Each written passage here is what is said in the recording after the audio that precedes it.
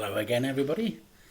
Right, are you ready for the second part of Bad Dad by David Walliams? If you remember, the first time we learnt about Frank following his dad at night to watch him race, even though his dad had said he must absolutely not do such a thing. So, let's see what happens.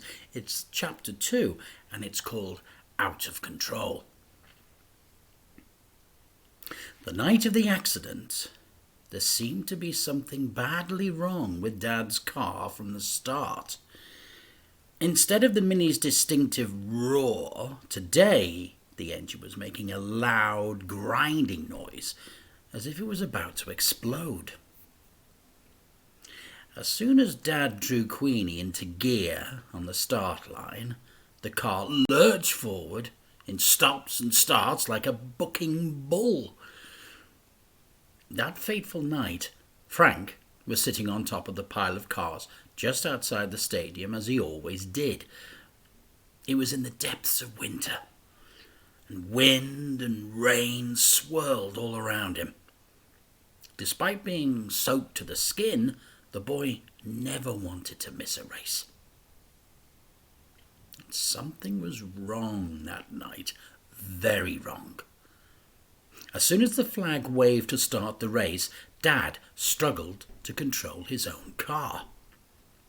Tonight, there was no roar from the Mini's engine, rather that grinding noise. A deathly hush descended on the crowd. Frank felt sick to his stomach. Suddenly, there was a huge explosion from Queenie's exhaust pipe. Bang! "Dad!" shouted the boy. From all that distance, the man couldn't hear his son, especially over the thunder of all the other cars' engines. Frank desperately wanted to help, to do something, anything, but he was powerless to stop what was about to happen. The Binny sped up dramatically and then wouldn't slow down. It was out of control. Zoom! The art of racing motor vehicles is knowing when to go fast and when to slow down. Immediately, Dad was taking the corners far too quickly. This wasn't what a champion banger racer did. Frank's heart was thumping in his chest. Queenie's brakes must have gone, but how? Dad would always check and recheck his car before every race. Suddenly, Queenie swerved sharply to avoid a head-on collision with a Ford Capri.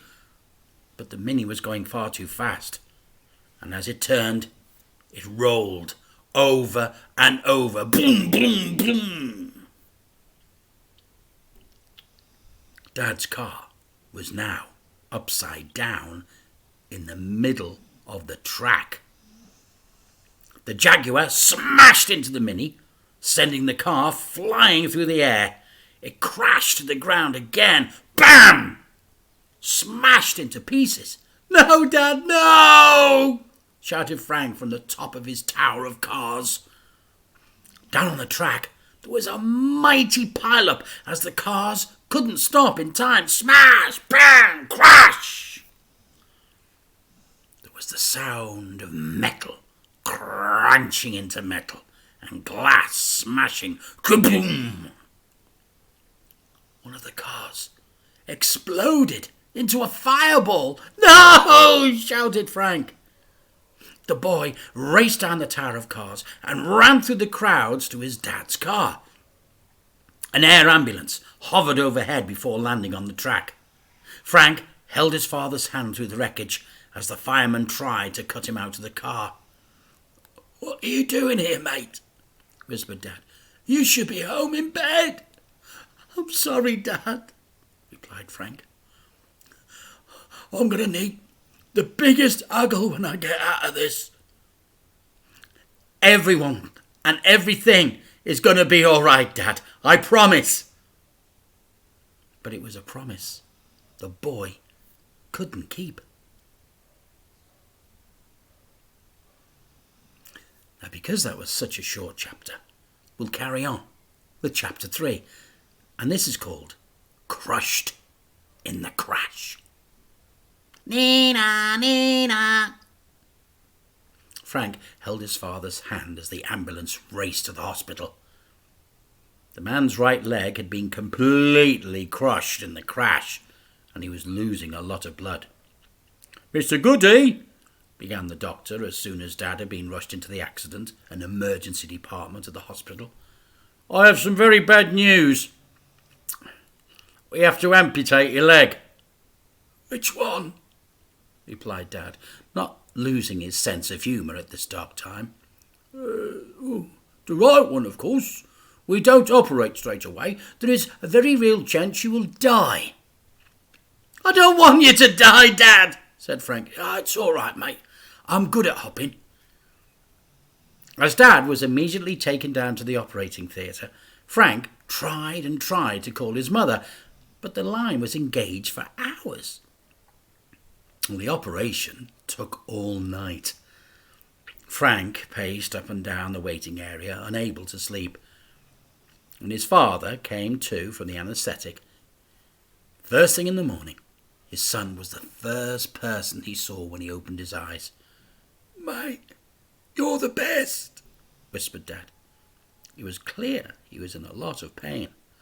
"I'm so pleased you made it, Dad." "Of course.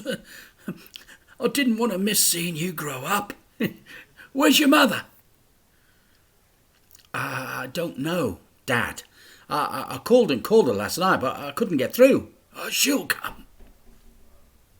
It was a couple of hours until she did. "Oh, Gilbert," she said upon seeing him, and burst into tears. The family reunion was brief, though, as she didn't stay that long. Gilbert was in hospital for months, but his wife's visit to his bedside became less and less frequent, and shorter. However, the nurses set up a little camp bed for Frank, and the boy slept by his father's side every single night. One day, the doctors came in with a wooden leg for Gilbert. It fitted him perfectly.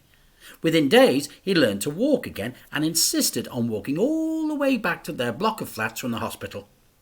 "I can do everything," said Dad proudly. He walked with a limp, and Frank held his hand the whole way, but they got home eventually. When they arrived back at the flat, Mum wasn't there. She'd left a note on the kitchen table. It read, "To Frank and Gilbert, I am sorry, Rita." Well, that's the end of that chapter. So we'll continue next time and find out just what happens to Frank and his poor dad. Until then, you take care, and I'll see you soon. Bye-bye.